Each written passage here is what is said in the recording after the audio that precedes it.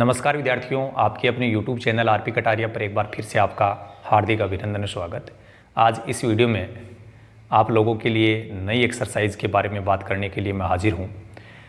प्रश्नावली 7.3 जो है वहाँ पर निर्देशांक ज्यामिति जो है उसके संदर्भ में त्रिभुज का क्षेत्रफल कैसे ज्ञात किया जाता है उसकी बातचीत हम करेंगे। अपने को 3 बिंदुओं के निर्देशांक दिए जाएंगे जो कि त्रिभुज के शीर्ष माने गए हैं और फिर हमने से कहा गया कि त्रिभुज का क्षेत्रफल ज्ञात कीजिए। तो यहाँ 7.3 की एक्सरसाइज से पहले 5 एग्जाम्पल्स हैं, एग्जाम्पल 11 से लेकर के 15 तक। तो इन एग्जाम्पल्स के बारे में हम बात करने वाले हैं। तो चलिए स्टार्ट करते हैं एग्जाम्पल नंबर 11 से कि उस त्रिभुज का क्षेत्रफल ज्ञात कीजिए जिसके शीर्ष 1 - 1 -4 6 और -3 -5 है। इसमें अपने को 3 बिंदुओं के निर्देशांक दिए गए हैं, तो एक बार अपन को लिख लेंगे 1 -1, दूसरा बिंदु है वो है -4 6, तीसरा बिंदु है -3 -5। इन तीनों बिंदुओं को कोई भी अपन नाम दे देंगे। मान लीजिए इसको A, इसको B, इसको C नाम दे दिया। हम चाहें तो ABC की जगह PQR या अपन XYZ कुछ भी नाम लिख सकते हैं। तो इन तीनों निर्देशांक जो हैं, ये तीनों जो बिंदु हैं, इनके नाम हमने ABC मान लिए। ज्ञात करना है हमें त्रिभुज का क्षेत्रफल। तो इससे पहले आपको ये समझना होगा कि पहले, दूसरे और तीसरे बिंदु के जो निर्देशांक दिए गए हैं ये कहाँ काम आएंगे, ये किन की वैल्यू है। तो ऐसा मान लीजिए कि ये x1 और y1 का मान है और दूसरा बिंदु है वो तो x2 y2 मान लिया जाएगा और तीसरे बिंदु को x3 y3 मान लिया जाएगा। अब त्रिभुज बनेगा, उस त्रिभुज का नाम क्या होगा ABC। तो त्रिभुज का नाम हो जाएगा ABC। हमें क्षेत्रफल ज्ञात करना है। क्षेत्रफल ज्ञात करने के लिए फॉर्मूला मैं आप लोगों को पहले बता चुका हूँ, एक बार फिर से समझ लीजिए कि किस प्रकार से फॉर्मूला बनता है। x इंटू y - y, ये जो मैंने पद लिखा है इसको 3 बार लिखना है। x into y - y, x into y - y। ध्यान से समझिए कि फॉर्मूला मैं कैसे बना रहा हूँ। x इंटू y - y को 1 बार, 2 बार, 3 बार लिखा, इनके बीच में हमने लगा दिया प्लस। हम लोगों को 3 तक काउंटिंग ध्यान में रखनी है और ये काउंटिंग मैं कैसे लिख रहा हूँ थोड़ा सा ध्यान से समझिएगा। जिधर मैं एरो का निशान घुमा रहा हूँ वैसे ही अपने को इनको काम में लेना है। 1 से स्टार्ट करेंगे, यहाँ लिख देंगे 1 2 3। फिर 1 से स्टार्ट हो चुका है तो अब हम 2 से स्टार्ट करेंगे, 2 3 1 2 3 1। अब 2 से भी स्टार्ट हो गया, अब 3 से स्टार्ट करेंगे तो 3 1 2 3 1 2। इस प्रकार से ये फॉर्मूला तैयार हो जाता है। यदि आप बार बार इस फॉर्मूले के लिखते हैं, यूज लेते हैं, तो ये फॉर्मूला हमें याद हो जाएगा कि 1/2 into x1 into y2 - y3 plus x2 into y3 - y1 plus x3 into y1 - y2। जैसे आप यहाँ देख रहे हैं ये सब याद हो जाएंगे आपको और अब कोई प्रॉब्लम वाली बातें नहीं है।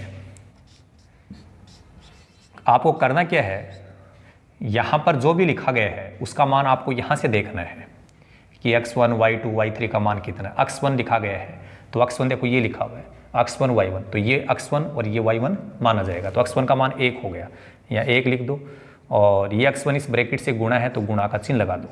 फिर y2 कहाँ आ रहा है, यहाँ, तो ये x2 हो गया, ये y2, x2 y2 लिखा गया है तो ये x2 है, ये y2 है, तो y2 का मान 6। फिर यहाँ पर माइनस लिखो, y3 यहाँ लिखा हुआ है x3 y3, तो ये x3 y3 ये हो गया। ये -5 है तो -5 जब लिखेंगे तो ये पहले वाला जो ये माइनस है जो इस सूत्र के अनुसार लिखा गया था इसको ये प्लस बना देगा। फिर प्लस x2 कहाँ लिखा गया, ये रहा पहले नंबर पे, तो पहले नंबर पे x2 का मान -4 हो गया, गुणा y3 यहाँ आ रहा है 2 नंबर पे 1 2, तो ये y3 का मान हो गया -5। फिर ये माइनस y1 यहाँ लिखा हुआ है 1 2 नंबर पे, तो y1 का मान ये हो गया -1। यहाँ माइनस पहले से लगा हुआ है इस उत्तर के अकॉर्डिंग, यदि फिर से अपन ये माइनस काम में लेंगे तो ये प्लस हो जाएगा और ये हो जाएगा +1। हमने -1 रखा था, लेकिन यहाँ माइनस पहले से था, एक माइनस वो आ गया तो ये प्लस बन गया। अक्स 3 का मान कितना है? माइनस का 3 है, तो यहाँ माइनस की संख्या होने के कारण हमने इसको ब्रैकेट में लिख दिया। फिर गुणा y1 का मान -1 है, -1, फिर ये माइनस y2 का मान कितना है? y2 का मान हमारे पास में है 6, तो ये हो गया।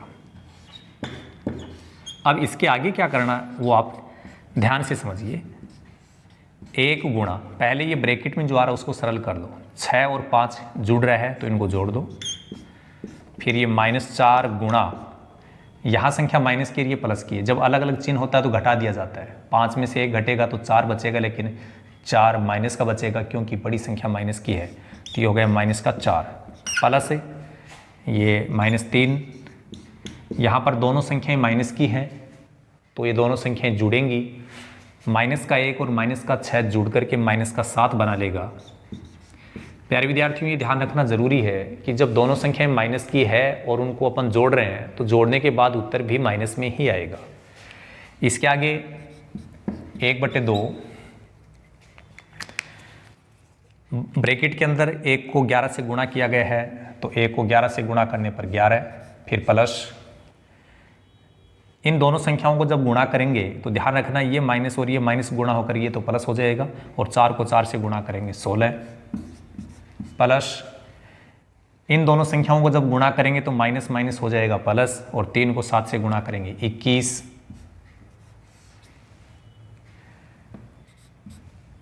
1/2 इन सब को जोड़ देंगे। 1/2 जो ये संख्या लिखी गई है ये इस बड़े ब्रैकेट के साथ गुणा है, तो हमने गुणा का चिन्ह लगा दिया। 11 और 16 को जोड़ेंगे तो ये हो गया 27, और 27 के साथ में यदि अपन 21 को जोड़ेंगे तो ये हो जाएगा 48। यहाँ ये जो 2 है, 2 से ये 48 कट सकता है 24 बार, तो इसका उत्तर 24 आ गया। क्षेत्रफल का पैमाना क्या होता है? वर्ग मात्रक। मात्रक का मतलब यहाँ पर सेंटीमीटर, मीटर, किलोमीटर कुछ भी हो सकता है, अपने को बताया नहीं गया है, इसलिए लास्ट में पैमाना ज़रूर लिखिए, वर्ग मात्रक। तो ये था आपका एग्जाम्पल नंबर 11, और इसी प्रकार से हम एग्जाम्पल नंबर 12 जो है उसकी बात करेंगे। एग्जाम्पल नंबर 12, बिंदुओं A 5 2, B 4 7 और C 7 - 4 से बनने वाले त्रिभुज ABC का क्षेत्रफल ज्ञात कीजिए। आपको समझ में आया होगा कि क्वेश्चन ठीक वैसा ही है जैसे एग्जाम्पल नंबर 11 हुआ था, लेकिन यहाँ लास्ट में जाकर के हम एक नई बात सीखने वाले हैं। वो क्या है वो अभी बताऊंगा मैं आपको। उससे पहले दिए गए तीनों बिंदुओं को अपन यहाँ लिखेंगे जैसा यहाँ लिखा हुआ है, और दिए गए इन तीनों बिंदुओं को हमें ये समझना है कि पहला बिंदु x1 y1 का मान है, दूसरा बिंदु x2 y2 है, तीसरा बिंदु x3 y3 है। त्रिभुज का क्षेत्रफल ज्ञात करने के लिए ये आपका फॉर्मूला है, और यहाँ से इन सब की वैल्यू इस बड़े ब्रैकेट के अंदर जो भी लिखा हुआ है इन सब की वैल्यू आपको यहाँ मिलेगी। यहाँ से देख देख करके आप लिखें। 1/2 x1 यहाँ लिखा हुआ है, तो ये x1 का मान हो गया 5, फिर गुणा y2 यहाँ लिखा हुआ है 1 2 नंबर पे लिखा हुआ है, तो ये y2 का मान है 7, फिर यहाँ ये जो माइनस है वो माइनस y3 का मान यहाँ पर है -4, यहाँ ये जो माइनस है वो इस माइनस को प्लस बना देगा, प्लस x2 ये लिखा हुआ है, तो ये x2 ये y2 है, x2 y2 यहाँ लिखा हुआ है, इसका मतलब ये x2 y2 है, x2 का मान 4, गुणा y3 यहाँ लिखा हुआ है, इसका मतलब ये y3 है, y3 का मान -4, y1 का मान 2, प्लस x3 का मान यहाँ 7 लिखा हुआ है, x3 का मान 7, गुणा y1 का मान 2, माइनस y2 का मान यहाँ 7 है। अब इसको आराम से तसल्ली से हल करेंगे। आराम का मतलब आप क्या समझ रहे हैं? आराम का मतलब मेरा है सावधानी से। ऐसा नहीं है कि हम बैठ जाएं कि आराम से करेंगे, तब तो क्वेश्चन पेपर कंप्लीट कैसे होगा। 5 गुणा 7 + 4 जोड़ने के बाद 11 प्लस 4 गुणा, ये दोनों संख्याएं माइनस की है तो जुड़ने के बाद माइनस का 6 बन जाएगा, ये -6 प्लस 7 गुणा 2 में से 7 घटेगा तो -5 बचेगा। इसकी जो नेक्स्ट स्टेप है वहाँ पर थोड़ा सा समझिएगा। पहले 5 और 11 गुणा होगा तो ये हो गया 55। 4 को जब -6 से गुणा करेंगे तो माइनस का 24 बनेगा। 7 को जब -5 से गुणा करेंगे तो माइनस का 35 बनेगा। यहाँ पर आप देख रहे हैं कि एक संख्या तो है प्लस की, बाकी माइनस की है, तो प्लस वाली संख्या को लिख करने के बाद दोनों संख्याएं जो माइनस की है वो जुड़ जाएंगी। तो -24 और -35 जुड़ करके माइनस का 59 बना लेगा, -59। 1/2 गुणा 55 में से जब 59 घटेगा तो माइनस का 4 बचेगा। 2 से ये 4 कटेगा तो इसका उत्तर -2 आ रहा है। तो आपका जो लास्ट में रिजल्ट आ रहा है वो ऋणात्मक आ रहा है, माइनस का आ रहा है। और आप लोगों को जानकारी के लिए बता दूं, किसी भी आकृति का क्षेत्रफल ऋणात्मक नहीं हो सकता। तो यहाँ हम लिखेंगे कि चूंकि क्षेत्रफल ऋणात्मक नहीं हो सकता या नहीं होता है, ये लाइन लिखने के बाद अंत में आप त्रिभुज ABC का क्षेत्रफल जब लिखेंगे तो ये जो माइनस है वो ऑटोमेटिक हटा दिया जाएगा, क्योंकि क्षेत्रफल ऋणात्मक होता ही नहीं है। तो अपने को लास्ट में फाइनल रिजल्ट में ऋणात्मक चिन्ह नहीं लिखना है। तो आपका त्रिभुज ABC का क्षेत्रफल हो जाएगा 2 वर्ग मात्रक, 2 वर्ग मात्रक। तो इस प्रकार से यहाँ पर जो आपका एग्जाम्पल नंबर 11 और जो अभी हमने 12 किया है उसमें क्या डिफरेंस मिला आपको, नई बात हमें क्या सीखने को मिली? बाकी काम वैसे ही हो रहा था, वो ही x1 y1 x2 y2 x3 y3 मानना, वैसे ही फॉर्मूला लिखना, वैसे ही यूज लेना, वैसे ही काम करना। लास्ट में नई बात ये आई है कि यदि किसी आकृति का क्षेत्रफल ऋणात्मक आ जाता है तो अंत में फाइनल रिजल्ट के रूप में क्षेत्रफल ऋणात्मक नहीं लिखा जाएगा।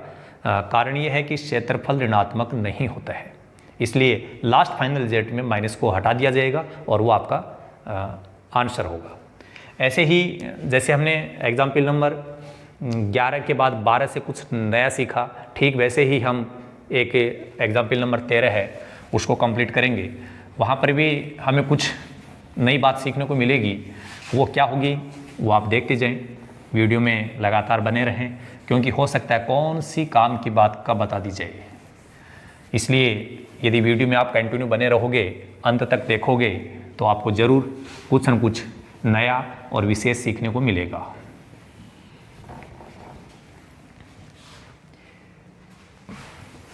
एग्जाम्पल नंबर जो 13 है इसमें लिखा गया कि बिंदुओं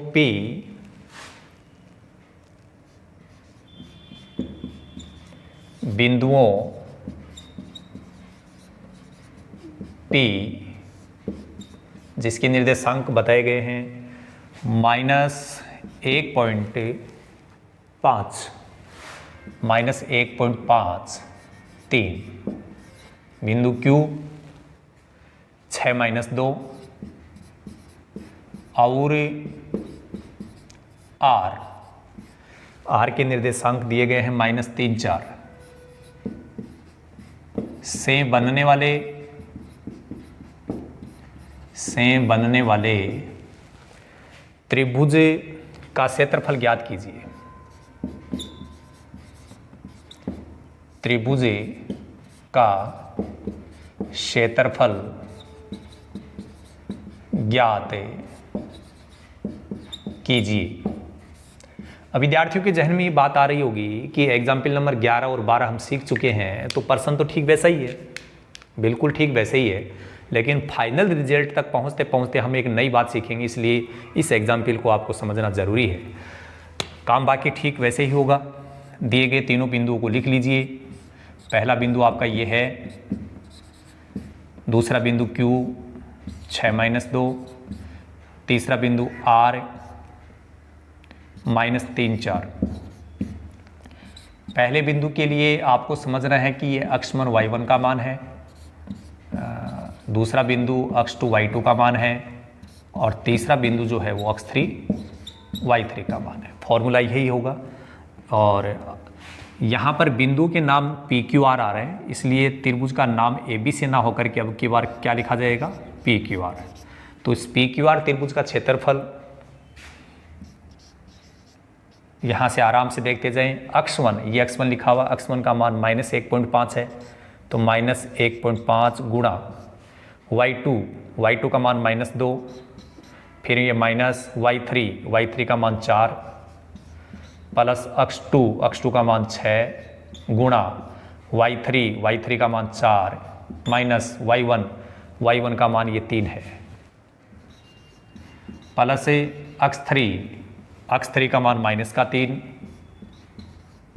गुणा y1 देखो यहाँ लिखा हुआ है, इसका मतलब ये y1 है, फिर आगे y2 आ रहा है, तो y2 ये है, ये y2, ये y1 ये y2, तो y1 का मान 3, फिर ये माइनस, ये कौन सा माइनस है जो फॉर्मूले के अकॉर्डिंग आ रहा है, ये माइनस, फिर ये y2 का मान माइनस में आने के कारण इस माइनस को क्या बना देगा, प्लस